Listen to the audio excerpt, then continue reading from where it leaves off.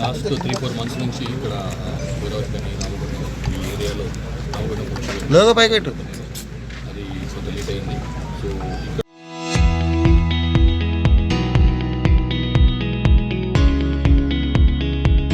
ఇక్కడ ఉన్నటువంటి ఈటీవీలో గవర్నమెంట్ తరఫు నుంచి ప్రభుత్వ ఆధ్వర్యంలో జరుగుతున్నటువంటి ప్రజాపాలన ప్రగతి ప్రణాళిక అన్న 99 రోజుల ప్రోగ్రాంలో భాగంగా ఒకటి అలైవ్ అని చెప్పి రోడ్ సేఫ్టీకి సంబంధించినటువంటి ప్రోగ్రామ్స్ తీసుకున్నాం స్టేట్ అంతా కూడా.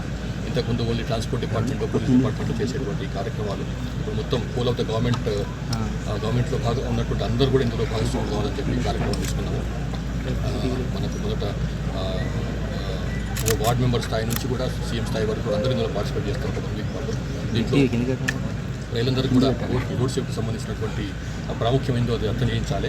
ఎందుకంటే చాలా రోడ్ల మీద విపరీతమైనటువంటి యాక్సిడెంట్ కావటం, అందులో చాలామంది వేలాదిగా చనిపోవడం జరుగుతున్నది.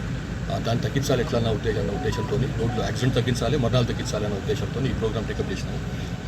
అది ప్రభుత్వంలో ఉన్నటువంటి అన్ని వింగ్స్ కూడా అన్ని శాఖలు కూడా ఇందులో పార్టిసిపేట్ చేస్తాయి.